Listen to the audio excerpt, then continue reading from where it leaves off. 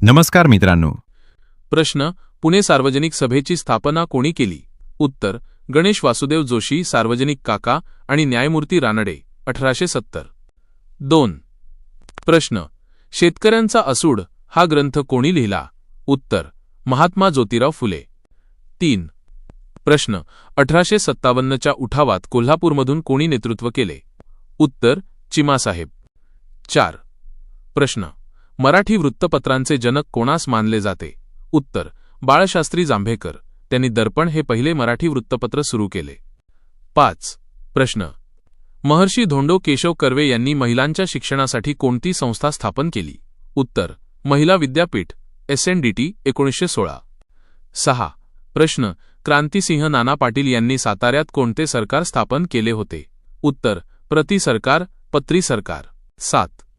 प्रश्न: डॉक्टर बाबासाहेब आंबेडकरांनी बहिष्कृत हितकारिणी सभा कोणत्या वर्षी स्थापन केली? उत्तर: 1924. 8. प्रश्न: गोपाळ गणेश आगरकर कोणत्या वृत्तपत्राचे पहिले संपादक होते? उत्तर: केसरी. नंतर त्यांनी सुधारक सुरू केले.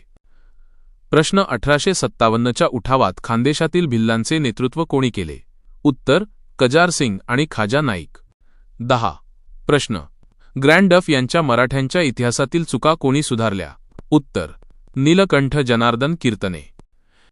11. प्रश्न: आर्य महिला समाजची स्थापना कोणी केली? उत्तर: पंडिता रमाबाई. प्रश्न: महाराष्ट्राचे मार्टिन ल्यूथर किंग कोणास म्हणतात? उत्तर: महात्मा ज्योतिराव फुले. प्रश्न: 1936चे काँग्रेसचे ग्रामीण भागातील पहिले अधिवेशन कोठे भरले होते? उत्तर: फैजपूर, जळगाव. 14. प्रश्न: विधवा विवाहोत्तेजक मंडळी ही संस्था कोणी स्थापन केली?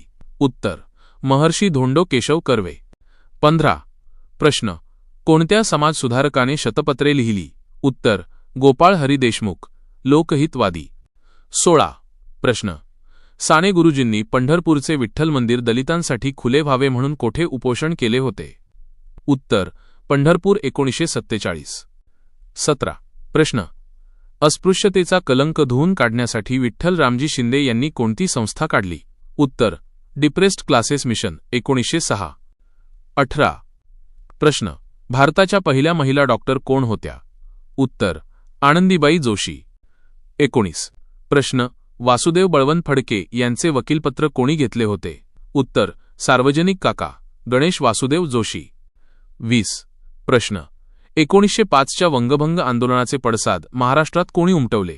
उत्तर: लोकमान्य टिळक, चतुसूत्री कार्यक्रमाद्वारे.